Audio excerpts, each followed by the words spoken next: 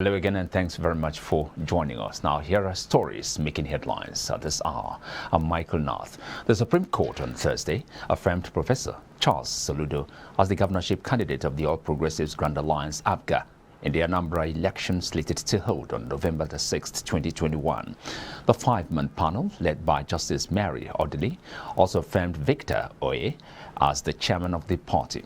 The Apex Court, in a unanimous decision by five-man panel to justices led by Justice Mary Odili, upheld the judgment of the Kano State Division of the Court of Appeal, which validated the primary election that produced Soludo. According to the Supreme Court, the Appellate Court was right when it quashed a Jigawa State High Court judgment that recognized a parallel primary election that was conducted by the Jude Okeke-led faction of APGA. Soludo emerged from the primary election that was organized by the Victor Oye-led faction of the party. The Nigeria Police Force is set to deploy over 34,000 personnel to Anambra State ahead of the November 6th polls. The Inspector General of Police, Usman Akali Baba, disclosed this while meeting with various police holders, commissioners and heads of formations in Abuja. According to him, 3 helicopters will also be deployed for surveillance during the poll, in addition to animals and other equipment. IGP Alkali Baba further stated that the police are collaborating with sister agencies and the Independent National Electoral Commission to ensure the conduct of a peaceful election in the state. Earlier on Wednesday, the IGP had also assured that the nation of the commitment of the force to securing public space and upholding the democratic values ahead of the gubernatorial election. Now, People's Democratic Party has called on the Independent National Electoral Commission to consider postponing the governorship election in Anambra State if the increasing level of insecurity in the state cannot be contained. The State Secretary of the party, Chukwuebuka Okoli Akirika, who made this call while speaking on Wednesday, said though the election was expected to hold, it was impossible to conduct such exercise where gunmen shoot at any person on site. Explaining that only the living can be part of the governorship poll, Okoli Akirika specifically stated that the federal government should not wait till the day of the election to contain the killings and destruction going on in the state.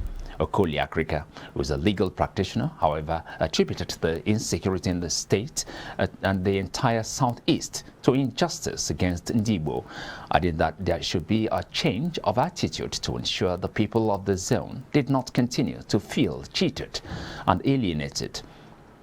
Now, the number of contenders for the position of national chairman of the People's Democratic Party has been pruned down to the last 3.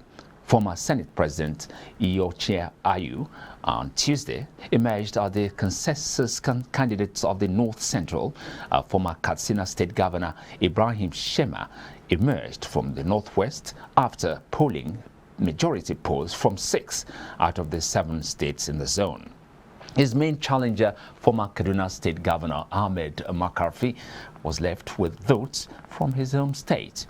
PDP Deputy National Chairman North, Senator Suleiman Nazif, who hails from Bauchi State, emerged as the sole candidate from the Northeast.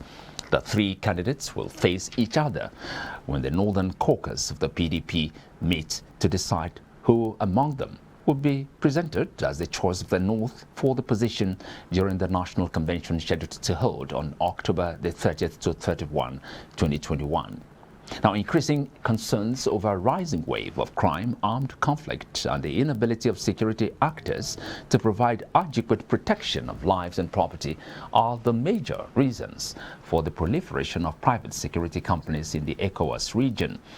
The Executive Director of the Prisoners Rehabilitation and Welfare Action, Dr. Uju Okuma, stated this at a workshop on validation of baseline study of private security regulation in the ECOWAS region. There is so much inconsistency in terms of the way different countries are approaching the issue of regulation in terms of private security companies. We also believe that there is not enough oversight. These companies need to be properly oversighted. We think that it's not done. We feel that there are a lot of countries that are not following the ECOWAS framework in terms of this. We also think that there is a need to prove more synergy and coordination. That is also not happening.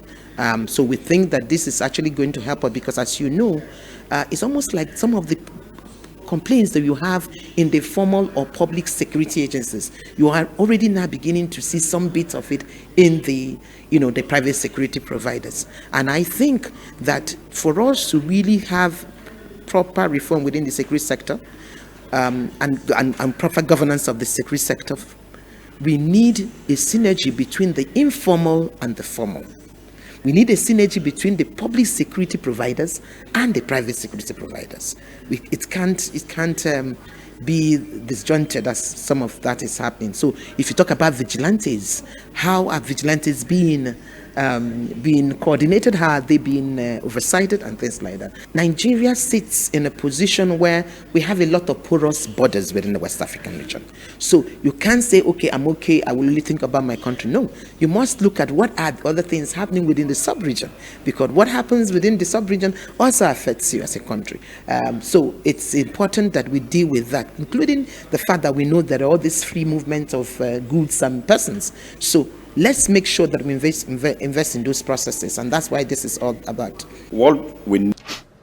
All right, the Nigerian Senate has suspended plenary for 1 month to enable its Committee on Appropriation work on the general principles of the 2022 budget of 16.39 trillion naira. President of the Senate, Ahmed, made this declaration on Wednesday after the 2022 appropriation bill was read, debated, and passed second reading. Lawan, who noted that the plenary will resume on November the 9th, said the 4-week period will allow ministries, departments, and agencies defend their budget performance and projections before the Appropriation Committee headed by Senator Jim Barrow. Distinguished colleagues, borrowing, like most of us here said, is not bad. What we need to do is to ensure that what we borrow is prudently deployed in those areas of capital infrastructural developments. Our committees will start the budget defense from Monday next week. Of course, we are going to suspend plenary from today. And like we did before, our committees, we must remain very critical of the proposals presented to us by the executive arm of government. We must ensure equity in the distribution of projects. We must ensure economy in the application of funds. We must question any possible overpricing of items. And we should be able to, at the end of the day, have a budget that covers the interest of all the communities. Political leaders across the country have called for the total decentralization of the nation's security apparatus and have also resolved to adopt the mechanism of state police. They said until this is put in place, Nigeria may not overcome its security challenges in due time. Governor of Ekiti State Kayode Fayemi and Nigeria's former Senate President Adolphus Wabara made this call while speaking at a public lecture in Ibadan. At least at the level of the Nigerian Governors Forum, we have been quite insistent in a consistent manner that unless we approach the Nigerian security framework from the prism of a multi-level policing arrangement, we're not going to get to the bottom of this. I don't want to use the terminology state police, because it's not just state police we're talking about. And our view is not that if we have state police, the federal police must die. No. Federal police has its jurisdiction. Federal police has its responsibility. We will continue to have federal police. But when it comes to the jurisdiction of the state, under the purview of the governor, it should be able to define and direct what happens in its jurisdiction. Rather than adopting the knee-jerk approach in tackling the myriads of security problems facing the country currently, the government at the center needs to look deep down and design solutions. In my view, the solution should include the decentralization of the over-centralized security apparatus in the hands of one ethnic nationality in Nigeria by applying the constitutional approach of federal character to our national security system. The crisis we have today, as far as I'm concerned, is not as much as a problem we must be expecting to become in future if we do not take care of our youths. They are becoming so intolerant. Last year's NSAS was just the tip of the iceberg compared to what we could expect the result. President Muhammadu Buhari has directed ministries, departments and agencies, MDAs, to give priority to indigenous professionals for planning, design and execution of national projects. The president gave the directive at the inauguration of the Presidential Monitoring and Evaluation Council of the Executive Order 5 at the State House, Abuja, on Thursday. He admonished that foreign professionals should only be considered where it had been certified that the expertise was not available. The president further explained that the Executive Order number 5 was aimed at placing Nigerian professionals and manufacturers at the center of the Nigerian economy. Buhari noted that the Executive Order 5 would be used by the administration to midwife a new beginning that would transform Nigeria's economy from resource-based to a knowledge-based and innovation-driven.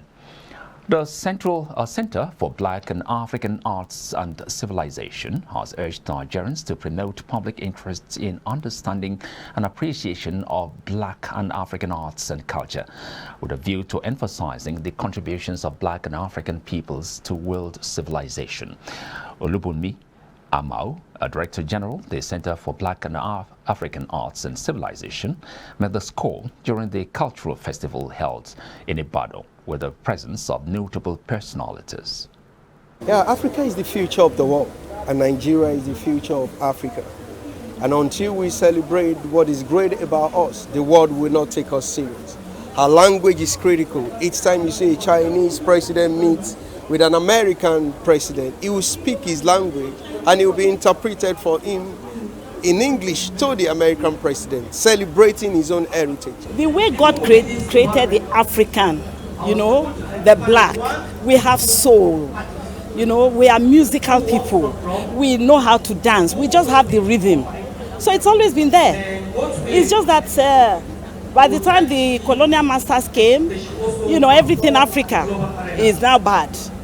So we grew up with that inferiority complex. The majority of people in the other world, when they see a shop where they sell African fabrics or fashion, and you can go to Abeokuta and buy it. I don't know.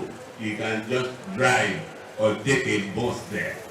Whatever you are paying for it there, take that same material to London or to New York, and you will know how important our